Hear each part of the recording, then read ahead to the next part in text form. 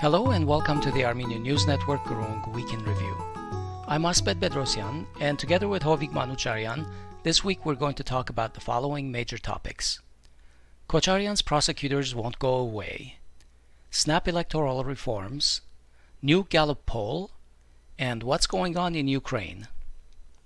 To talk about these issues, we have with us Asbed Kotchikian, who is an associate professor of political science and international relations at the American University of Armenia, and Emil Sanamyan, a senior research fellow at USC's Institute of Armenian Studies specializing in politics in the Caucasus with a special focus on Azerbaijan. Today is Easter Sunday. For those of our observant listeners, we wish you a very happy Easter. Christos Haryavi Merelots, Orhniali Harutuna Christosi. Hello and welcome everyone. Hello, Asbed. Hello, Emil. Hello. Hello, gentlemen. So this previous week, as we already discussed on our podcast last weekend, the Constitutional Court decided that Article 300.1 of the Armenian law conflicted with Articles 78 and 79 of the Armenian Constitution. Article 300.1 did not exist at the time, and during a period when President Robert Kocharyan is alleged to have violated it. And also when the law was adopted during the term of the following President, Serge Sargsyan, it explicitly said that the law did not apply retroactively. Yet this past week, the prosecutors appealed to the court to not drop the case against President Kocharyan and to continue with the charges against him.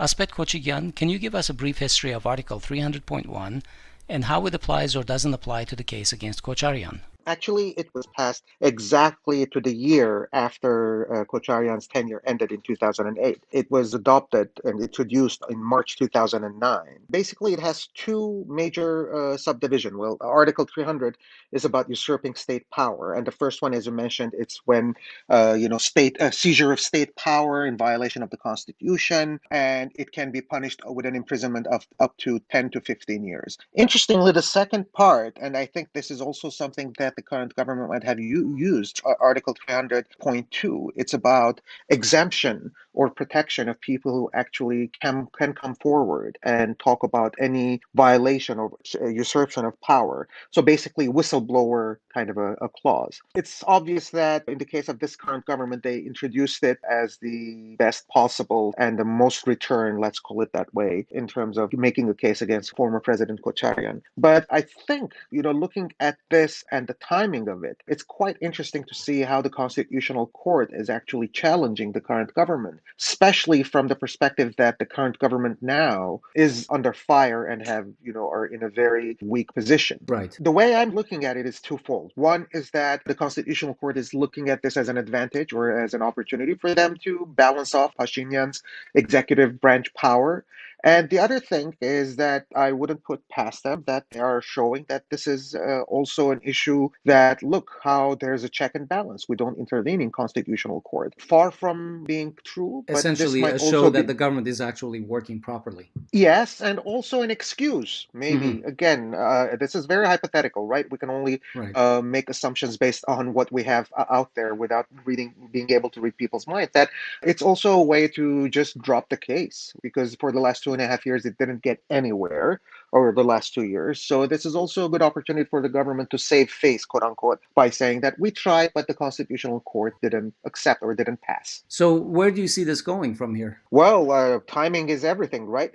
You have elections coming up. I don't think the government would be able to come up with new cases against him. They would like to prevent him from running, Kocharyan running, but I don't think they will be able to do anything about it. This is going to be something to be dealt with post-election, post-June. But I wouldn't also exclude the fact that during the next 3 months or so, a myriad of cases might be popping up here and there and to influence voters, right? Akin to what happened with the 2016 U.S. election when FBI director came up with an issue about Senator Clinton, and that had a huge impact. To a large extent, a good impact on the election results. So I wouldn't put past them that there might be some kind of a poking going on up until the election time against Kocharyan. Interesting. Emil, where do you see this case going? Is it going to bounce around forever? Well, of course, it's going to bounce around for as long as Prime Minister Nikol Pashinyan, he's in charge of this government apparatus, and he wants it to continue, so it will continue. From the beginning, the case is based on the opinion of Nikol Pashinyan that Kocharyan is to blame for what happened on March 1 and should be in prison for it.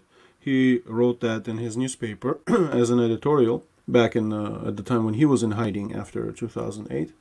And basically, the entire case is based on that editorial. So it's a political position translated into this, legalized into this court case. However, it started with a lot of basic problems, like whether the issue of immunity, presidential immunity, that Kocharyan acted within his presidential authority to order troops back and forth. So there's a big question about that.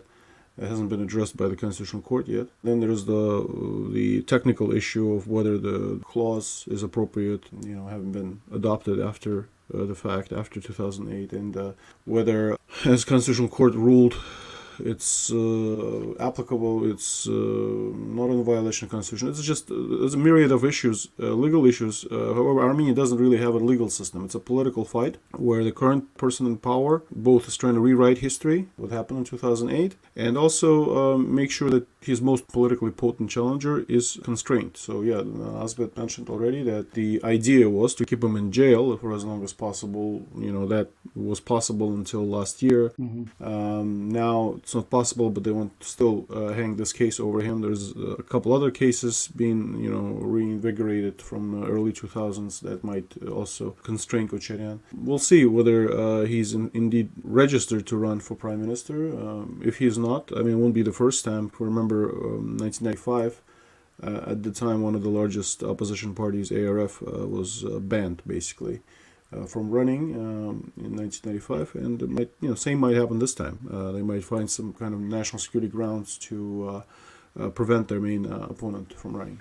Yeah, and regardless of the merit of the case, it just feels like a complete distraction from what the government should be focusing on right now. It's always like that, isn't it? We're all familiar with the politicization of the judiciary, which is quite common almost everywhere. But there's also a term that I have come across a lot, not as the term, but in practice, especially in this part of the world, in Georgia, Armenia, and the Caucasus, or the former Soviet space. And that is the judicialization of politics, the other way around as well, where you actually end up referring to political actions or taking any political act.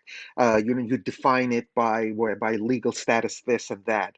So, and this has not been uncommon, right? As one of the things that Emil was mentioning earlier, in terms of Pashinyan trying to keep Kocharyan in prison before the elections or during the election, it reminded me also how, for instance, for the longest time, Armenia's former foreign minister and presidential candidate Rafi Ovanesyan was actually denied citizenship for various reasons, so that he would actually be also left out. So it's quite an interesting to see how politics infuses into judiciary, but also how judiciary can have an influence on political processes. Not in terms of check and balance system, that's not what I meant, but in terms of really being instrumentalized in politics. All right, we'll keep watching this. Moving on to our next topic. On April 1st, in an emergency session, the Armenian parliament passed a bill enacting significant electoral reforms, which will be in effect for the early elections planned on June 20th. It was a party-line vote, with the ruling bloc voting for it, Bright Armenia voting against, and Prosperous Armenia not participating in the vote. The main change, as I understand it, is that until now, Armenians voted for political parties and blocs, aka alliances, as well as individuals as their parliamentarians. After the reform, they will vote only for political parties and alliances, and those that clear the legal thresholds for representation in the parliament will get seats proportional to their percentage of the vote. Asbed Kotchikian, can you tell us what the main changes are in this reform and what they mean to the voters? What differences will it make for them now?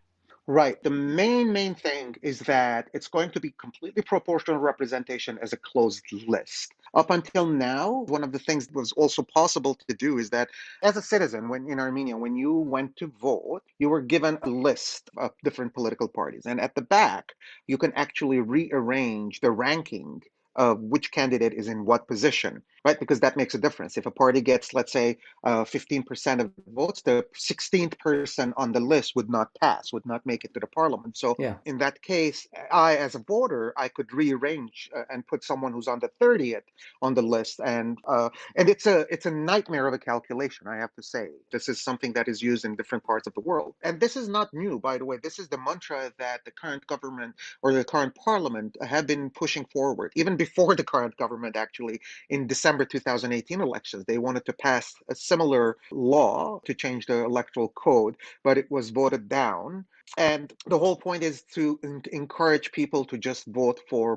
It would be easier. Let's call it that way. It would be much, much easier for individuals to vote. It would be less confusing. Let's call it that way. Not easier. It would be less confusing. However, there are some challenges here, and this is generic criticism. One of the things would be, for instance, proportional representation has its advantages. It actually encourages political parties to become stronger. It encourages political parties to be more relevant. Of course, this is in a context where there are well-established political parties and we do have functional political institutions. One of the counter arguments would be that if you are elected by a proportional representation, you're not going to be representing a district. So, for instance, in one district in Ardashat or in Ashtarak or in Gyumri or whatnot, you're going to represent the party view. Exactly. And you're not going to be coming in from that. So you might end up having people not from the electoral district getting into the parliament and representing those people. Right. One question I have, and I haven't been able to figure this out, I've been trying to figure it out, but it's also about the threshold, electoral threshold, in terms of what is the minimum percentage that a party needs to get in order for them to qualify to have a seat in the parliament. Historically, up until recently, in the current, or it already changed actually, in the most recent electoral code, it was 5% for individual parties running on their own and 7% for alliances, electoral bloc. In 2018, I know that the proposal was to lower this to 3 and 5, or to 4 and 6, respectively, which didn't pass. And the funny thing is that I think both parties, or the Republican Party and the ARF, which voted against it, they actually could have been elected had they lowered the threshold. Yes, they would have been in parliament. Yeah, and that would have changed the whole dynamic, right? Right. So this is something that they have always been calling for, and it's not something new, but just the fact that the snap elections are scheduled for June, I think there is a sense of urgency why they wanted to pass the electoral code reform now. Emil, your thoughts about why the Prime Minister wanted to make these changes now before the snap elections? I mean, I haven't analyzed the legislation. There might be some Trojan horses in there that I'm not aware of, but broadly speaking, the argument is that the Armenian people are not smart enough to vote for more than basically one person. So right now, the system is going to be very clear. Are you voting for Pashinyan? Are you voting for Kocharyan? Are you voting for this or that? No one else. If that system was a little bit more complicated, at least it presumed the notion that Armenia is not a one-man run state. And this kind of formula, that's what it basically reinforces, that Armenia is basically an elected tyranny. So you elect a tyrant that decides for everybody. And this has been the case in the last 2.5 years. It's been largely the case before. But at least there was a sense that Armenia was moving towards a more representative system. There was a sense that there was discussion within the Republican Party. There were disagreements within the Republican Party on some of the issues. This current government is actually doing less of that. There is much less discussion that is public, and sort of the defectors are severely punished, silent treatment in parliament, not allowed to ask questions, etc. So yeah, this change I don't think is a good thing for Armenia, but in the general context of a nightmare that has been the case in Armenia last year.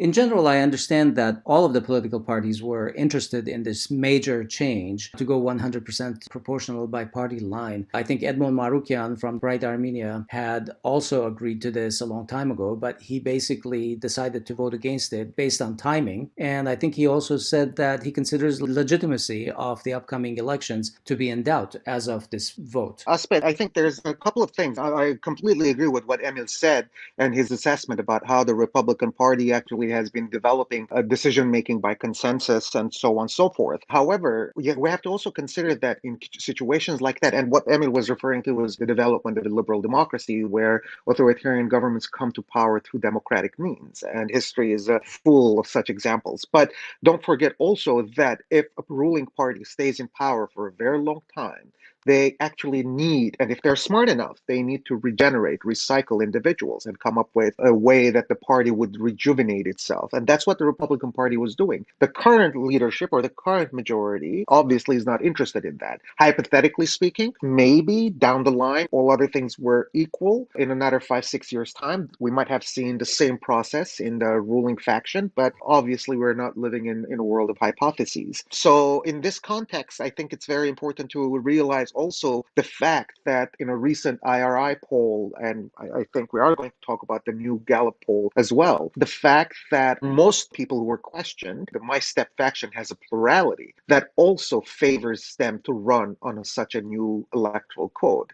because they will have an advantage over the others. And we can talk about this in the next segment about the results of the new Gallup poll as well. I'm not sure this particular change, eliminating this additional set of voting for local candidates, really changes the dynamic in terms of Armenian politics, in terms of the results of the elections. You could say that, yes, to this day, there might be more people, opposition voices, sort of, that might run as candidates, but I'm not even sure that of that. I mean, at this Yeah, you're absolutely right, Emil. I think what would happen in this case is that individuals who actually would have been able to, through resources that they might have, I don't want to call them oligarchs, I don't want to call them, people with considerable resources, they would have been able to, buy, quote unquote, their vote. And I'm not saying this in But any way how would they derogatively, not be able to do that now? because you don't have ranking. They have to buy through the party. They have to get it beforehand. Because in the past, let's say I'm X and I have I don't think money. that aspect is challenged by this. I think what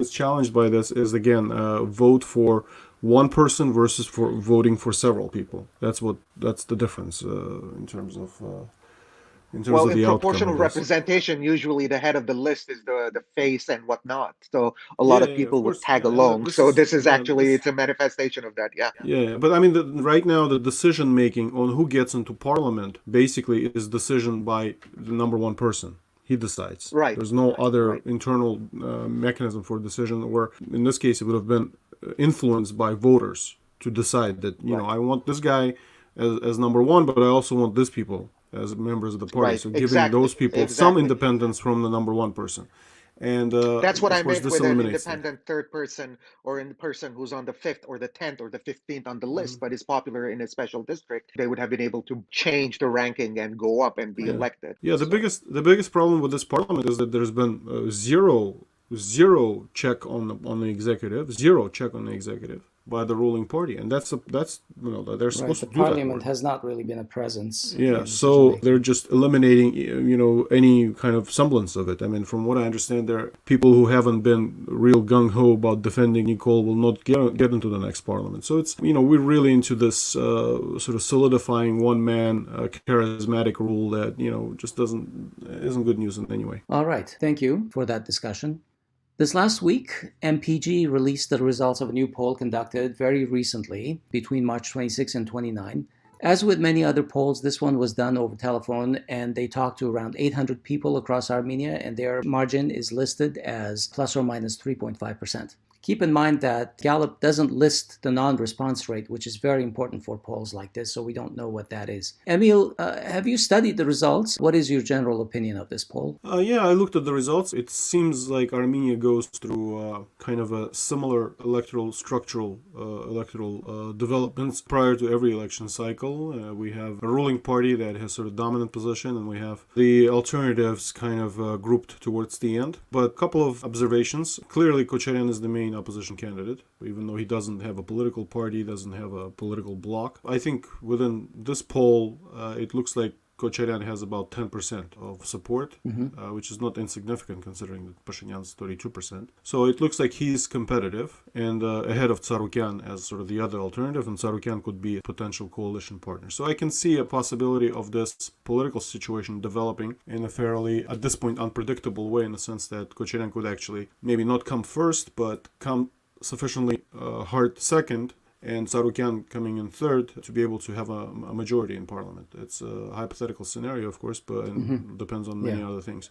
One other thing about this poll is that I have to say this Gallup international partner in Armenia, what is it called? Armenian Marketing Group or Armenian Marketing Association. Marketing professional group. Yeah, did a poll before December 2018, the last election cycle, and it was fairly accurate. They basically had Pashinyan's numbers within 1%. They had Tsarukyan's within 2%, 2.5%.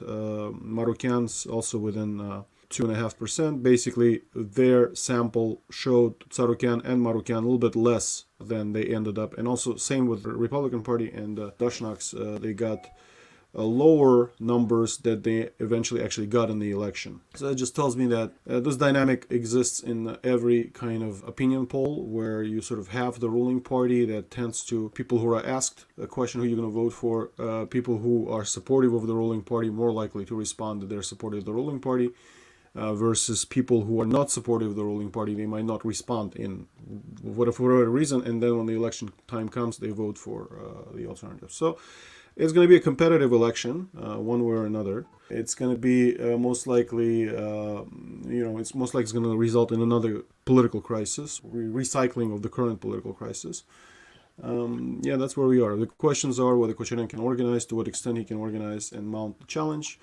Whether he would be allowed to run in the election, that's also a question. Yeah. And certainly the political life of Armenia will continue one way or another, most likely in scenarios that, sort of recycled scenarios that we've had already the previous election cycles, where just as this time around you have a former leader of Armenia challenging incumbent, his basically successor once removed. Yeah, that is an interesting point. I agree. We have a history of it. Yeah, that's just the same way it happened with, Manucharyan, Bedrossian, with Demirchan, both father and son, and Kocharyan, and Bedrossian, and Serge Sargsyan. So this is sort of this tradition of Armenian politics. Asbed, did you find any surprises or interesting points in these results? Not really. I mean, it reconfirmed what the IRI survey a couple of months ago, which was conducted in February, came up with. And looking at the numbers, they're almost more or less the same. And interestingly, I did also find that MPJ had conducted another survey in mid-February,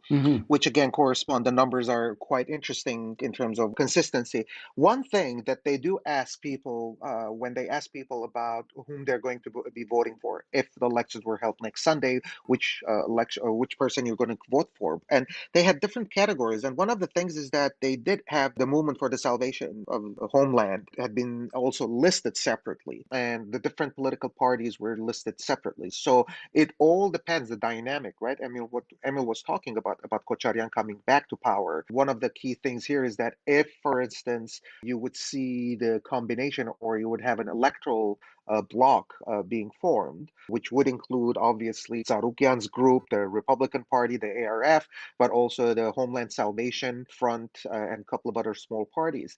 And for me, it would be fascinating to see how, if and when, Robert Kocharyan is elected into the parliament, his performance as a legislator rather than as an executive representative of the executive branch. It would be quite interesting to see the end results. And also, of course, if they were going to have a majority, a major majority, super majority again or not, again, depending on how the different votes are going to be wasted if they don't get through all the different parties run separately and they don't make it to the threshold. So that potentially you can end up having 10-15% of the votes wasted, in which case, for instance, my step would get 35%, will end up having that power, or that percentage would be translated exponentially higher into the legislative body.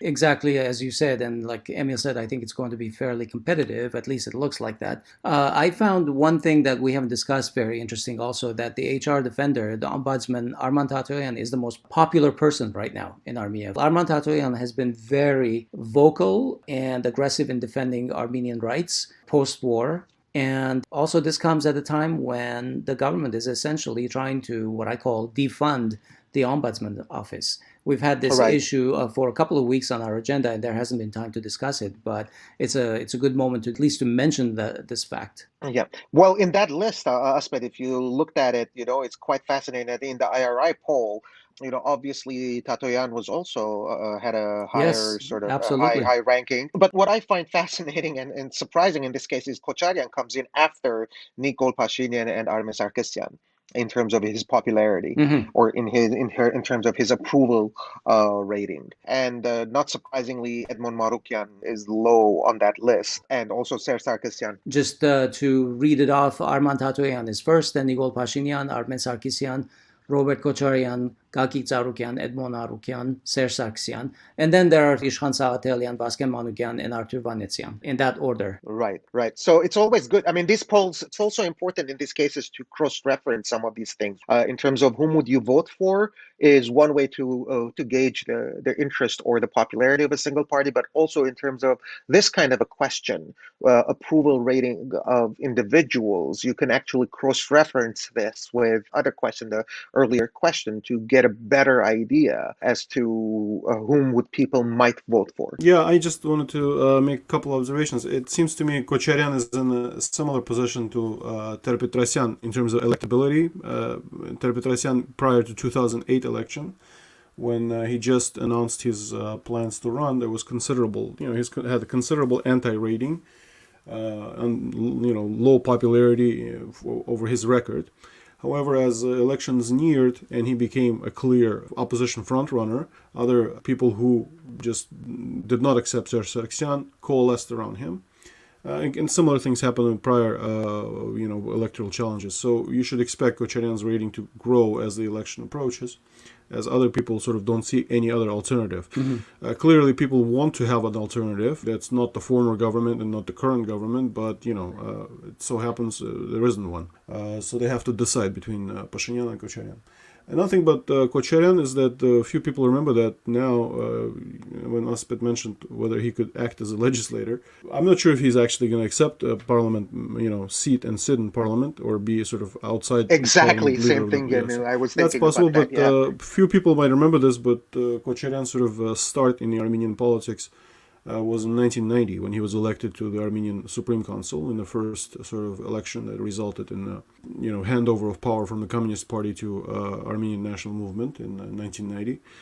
He was elected from Vanadzor because he was, I think, he had some friends there. That he was actually in Karabakh at that time, of course, but he was elected to the Armenian parliament at the time.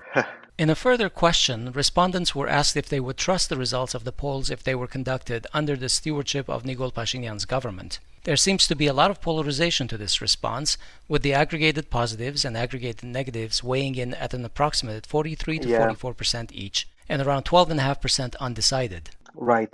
That's, I think, overall, it's a continuation of one of the other questions, right, about fake media and fake news. Are you exposed to fake news and whatnot? I think that was one of the other questions, if I'm not mistaken, Asbed. That's right. And there's an equal disdain and reservations that both the government and the opposition are engaged in, at least the perception by the respondents. So looking at those two results, I'm not surprised in terms of the results. And don't forget that even those who might have said that they might not trust the transparency of the elections might be people who will be voting for my step.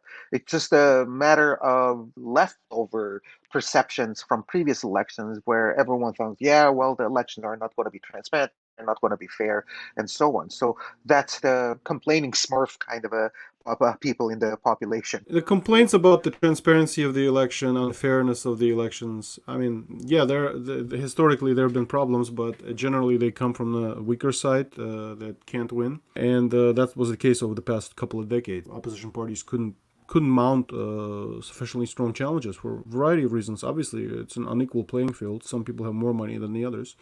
The ones that have more money tend to be closer to the government, etc.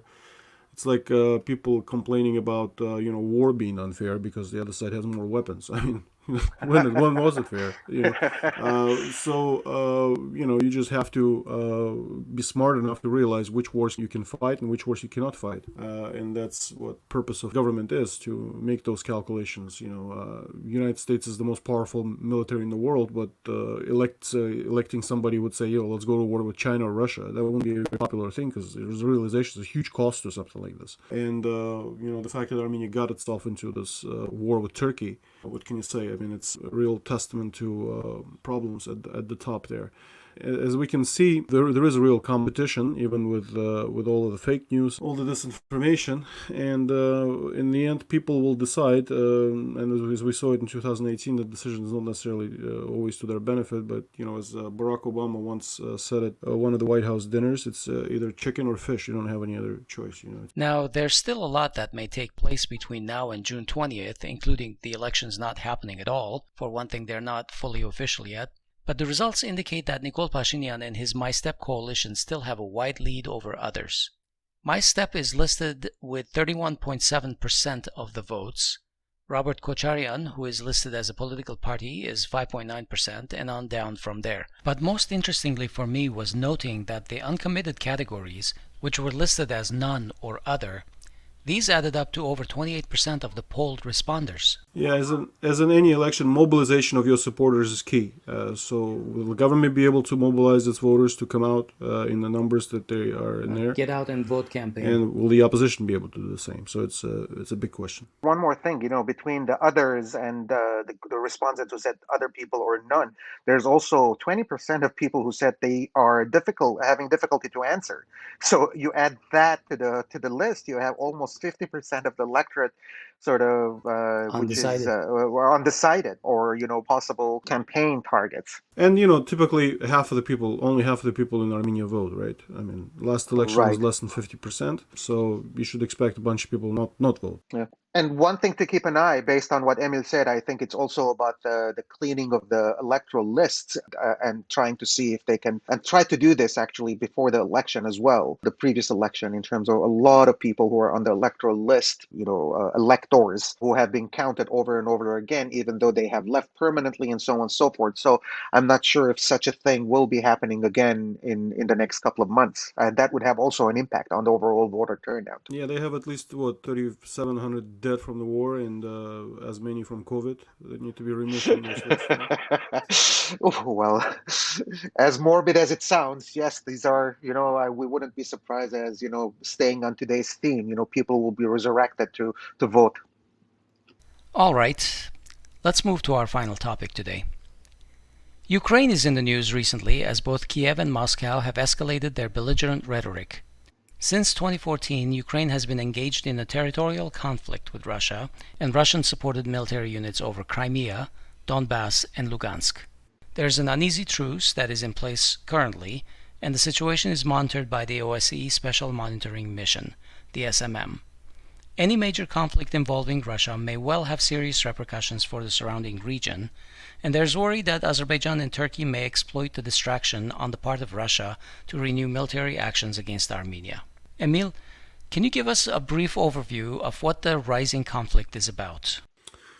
Well, as we recall right now, what's been already 7 years since the latest Ukrainian revolution, when the government of Viktor Yanukovych was overthrown, sort of the corrupt government that was kind of trying to find a balance, as all Ukrainian governments try to find a balance between Europe and Russia.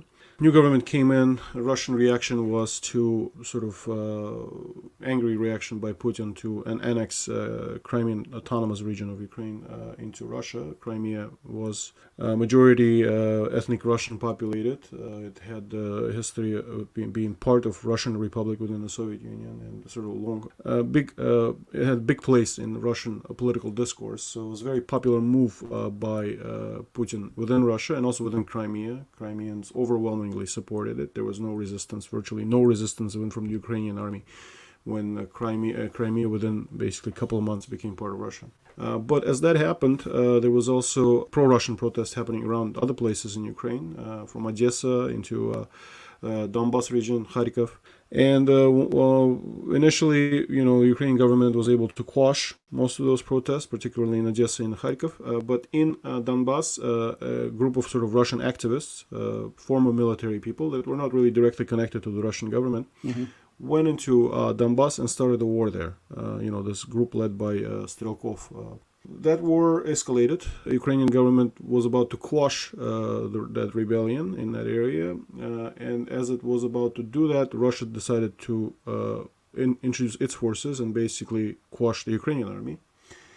As a result, we have this region, two regions, Donetsk, parts of two regions, Donetsk and Lugansk, that are outside of Ukrainian government control, that are controlled by sort of local quasi-governments, that are, supported by Russia, but sort of are, they're kind of unintended consequences of Crimean annexation. Russian government never expressed sort of interest in annexing Donetsk and Lugansk at the top level. I mean, the Russian government. Within the Russian government, of course, there's some arguments about that. And it's sort of this turned out to be another sort of frozen conflict. What is different, of course, between this conflict and some other conflicts is that basically it's the same people on both sides of that line of contact. It's mostly Russian-speaking Ukrainians on both sides, and people go through that line all the time. They travel between Donetsk and Kharkov, Kiev, the rest of Ukraine. Most people living in Donbass sort of receive pension benefits from Ukraine and from Russia, or try to benefit from both. So it's much less of a sort of conflict, ethnic conflict, than it is. It's not an ethnic conflict. It's really a civil war within Ukraine, where Russia is definitely directly involved on one of the sides. What we have seen over the past 6 months is that Ukraine has saw the role of Turkish technology in Karabakh as really decisive in terms of routing Armenian forces, and I guess in their judgment, whatever Russian-made countermeasures that the Armenian side used or misused showed that this technology would give them a major advantage in sort of rapid advancement through Donbass. And Donbass is not very well defended, this area of eastern Ukraine. Local forces in considerable disarray over the past 6-7 years. Most of the most notable commanders of local forces were assassinated. Some were assassinated maybe by Ukrainians, but most of them were just assassinated by each other. Also, there were reports that Turkey was selling its drone technology to Ukraine, right? Yeah, as a matter of fact, Ukraine bought Turkish drone technology before Azerbaijan did. Azerbaijan only bought it last August. Yeah, okay. Right? I mean, they didn't, they still are incorporating into its own forces. What happened in the case of Karabakh is that Turkish Air Force was directly involved in the fighting. In this case, Ukrainians have bought the technology a couple of years ago, and they've now incorporated that into their military. However, what is happening in the last couple of weeks is that Russia is showing that it will not tolerate one-sided war in Donbass. Russian forces are also building up both in Crimea and around Ukraine. So there's the ratcheting up, and it's not exercises, it's a ratcheting up of posturing over potential conflict, that Russia's sending a signal to Ukraine that it's not going to tolerate Ukrainian capture of Donbass. But there is, they're testing. The Ukrainians are testing to see if, to what extent are they not going to tolerate. If we sort of grab a little bit of this or grab a little bit of that, will that trigger massive reaction or not? Similar with, with other conflicts, or like similar with Karabakh, is that, Azerbaijanis were sort of testing what if we don't bomb Stepanakert? Would that be okay if we capture this area? So that's what's happening right now. We'll see where it goes, but it looks like there's going to be some kind of escalation. Is the Ukraine military trained and ready to use the Turkish technology? The Ukrainian military has some experience now from this war, and it's a military that does get some assistance from the West, much more than most other post-Soviet militaries, and it's far superior from what I can tell to the local forces in Donbass. Regular Russian army forces are not based in Donbass, so they're kind of around there. They could go in there and go out, and of course they give fire support from Russian territory. Both they did during the first war. They fired artillery into Ukraine. The Air Force was also engaged in reconnaissance missions. But Russia did not use its own Air Force to bomb Ukraine, right? Its role in the war in Donbass was always sort of under sense of we're not really there, that this is volunteers are doing this, even though it was clear that regular army units were involved. But Russia was giving itself a little bit of deniability that it was involved in this war directly. So, Asbed, your thoughts on this conflict, and how is this theater of confrontation being activated by Biden's coming to the presidency? Well, I think to a large extent, Biden has positioned himself as more antagonistic and more bullish, sort of compared to the previous administration. And they do realize that this is a potentially an issue where they could end up having escalation. And especially don't forget that Ukraine is where, Biden was hit a lot during the campaign in terms of his son's dealings and so on and so forth. Correct. But I don't think it will escalate. I don't think it would escalate. And one of the things that Emil was mentioning earlier about Russian plausible deniability, it always reminds me of the story I tell to my students about, Chinese involvement in North Korea, where the UN forces approached the Chinese border. Chinese volunteers, and the Chinese government said, these are not my people. These are not just Chinese volunteers who crossed the border. Yeah, they went on a walk, and they just happened to have tanks, heavy artillery, and machine guns, and so on. So I think to a large extent, that's what also Russia's position is on this plausible deniability. But if I may preempt you, Asbed, I know we are going to talk about the recent, and you did mention in your opening sort of statement about the special monitoring mission. I think it was on March 30th that the foreign ministry speaker of Russia, Maria Zakharova, actually did mention that they are looking forward that the OSCE mission, a special monitoring mission, would be renewed in Ukraine. Basically saying that, hey, we're playing by the game. We always welcome. We're not provoking anyone, so we would welcome such a situation. So I think it's more about this is fast becoming a frozen conflict without any foreseeable short-term solution for that. Well, one thing to keep in mind is that Russian position in this conflict is that it basically supports Donbass reintegration into Ukraine. Maybe with some federal system, federal Right. elements introduced there. But they support Donbass reintegration with Ukraine. That gives Ukraine an opportunity to shift the things on the ground a little bit, hoping that Russia would not react in a way, that would be detrimental to Ukraine. One thing to keep in mind is just technology is driving this in a very major way. Right, This right. drone technology. I agree. Every major conflict over the past human history, I guess, has had an element where new technology would sort of give a sense of superiority to a party that is unhappy with the status quo and tries to challenge the status quo. And after the sort of successful example in Karabakh, where this Turkish drone technology was used basically to decimate artillery, decimate the forces in Donbass are even less organized and less armed in that sense than Karabakh army. Armenian army was in Karabakh, so they feel like they can do it very quickly as long as there is not that big major backlash from Russia. And they want to see, does Russia really care about this? Maybe they want to just close this page. Maybe they would be happy with Donbass being sort of reintegrated in Ukraine this way. And that's where they are. They're not sure what Putin will eventually decide, and most likely Putin is not sure what he will eventually decide. So that's where the situation is. March 31st was the deadline for the extension of the mandate for the OSCE SMM in Ukraine. Armenia held out from ratifying this agreement until the last hours before the deadline and stressed every country out in the OSCE. Asbed, can you talk about what this may have been about? Well, according to Armenian sources, it was basically to express their unhappiness with the way that OSCE has been dealing with other conflicts, aka the Nagorno-Karabakh, right? In Yeah. terms of how indecisive they were and so on. Officially, their line was that OSCE has a lot of monitoring missions, several monitoring missions in areas of conflict, and to prioritize one over the other is not acceptable. And to an extent that Sweden, which is actually chairing the OSCE, they actually had to try to coerce or try to get Armenia on their side. I think 14 hours left before the Right, deadline. right. It came to the last half day.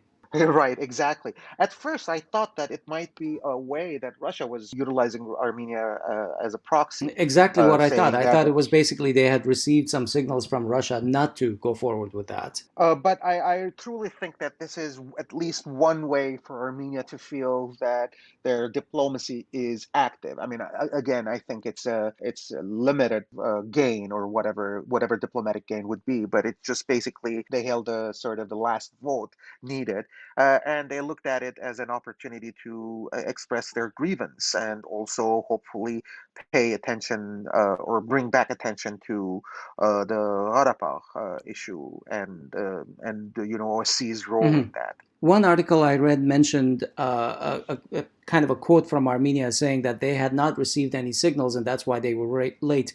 Emil, do you think that they were waiting to find out what Russia wanted from them and then there was no signal and they were kind of confused? I don't know who speculated about that, but I mean, it was sort of a faint sign of life of Armenian government or Armenian diplomatic ability. Armenia doesn't have many leverages, and small countries don't have many leverages in international affairs. And OSCE, of course, being a consensus-based organization, is one of those few leverages that Armenia can employ, as Asbed already mentioned, and the point was to sort of say, hey, we are unhappy with the OSCE is doing in Karabakh or not doing in Karabakh. And of course, up until now, in the last decade and a half, Azerbaijan was doing that. They stopped the functioning of the OSCE office in Baku first, then in Yerevan. Then they were threatening to pull off whatever the small monitoring mission was in Karabakh, which, by the way, is still suspended, hasn't worked. In this case, Armenia sort of tried to use this leverage to kind of draw the attention. And I guess they got a couple of things like, Blinken phone call to Pashinyan, maybe some other things like that. People promised maybe some things to Armenia to reinvigorate their efforts on the release of prisoners that nobody cares about.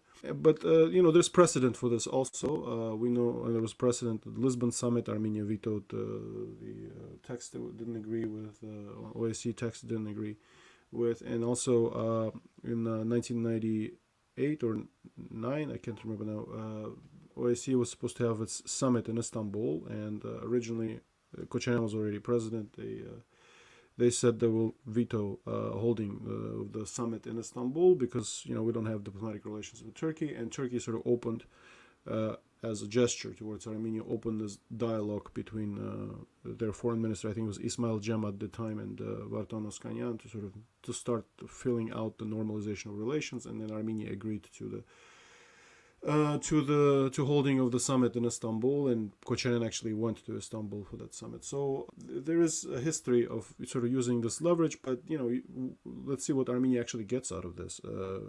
So far, phone call, I don't know. Well, whatever it is, it actually had an adverse impact as well, because, according to some diplomats from other OSCE countries, it's like, okay, this is like the monitoring mission is very important. We shouldn't be utilizing it. Armenia shouldn't be instrumentalizing it or shouldn't be politicizing it. And others would referring to, okay, Armenia is venting its sort of frustration and anger. It's basically spoiled brat kind of a reputation. So it's just not, we have to realize that when it comes to foreign policy and diplomacy, it's not just one time thing. You have to have consistency. You have to have your pieces all lined up, your dominoes all lined up. And then you execute it rather than waiting for an opportunity like this here and there to react. Yeah, no, I agree. I agree that this things need to be thought through, and it cannot be spur of the moment decisions or without. You have to give advance warning to your main partners. You have to tell U.S., you have to tell Russia, you have to tell some of the European governments that this is what we're gonna do, and we can't change our mind unless we get something. This is what we're gonna do. And then they're not surprised. They're prepared. Maybe they do some legwork and come back with some kind of offer. And that's how things are worked out. I don't know if what happened this time around. I doubt it was well thought through. But at least, like I said, it's a faint sign of life. Okay, we'll have to leave it there for today. Thank you, everyone. I appreciate your time. Happy Easter. Bye-bye. Thank you. Happy Easter to you too, Asbed. That concludes our program for this Week in Review episode. We hope it has helped your understanding of some of the issues from the previous week. We look forward to your feedback and your suggestions for issues to cover in greater depth. Contact us on our website at groong.org or on our Facebook page ANN-Groong or in our Facebook group Groong-Armenian News Network. Special thanks to Laura Osborne for providing the music for our podcast. On behalf of everyone in this episode, we wish you a good week. Don't forget to subscribe to our channels, like our pages, and follow us on social media. Thanks for listening, and we'll talk to you next week.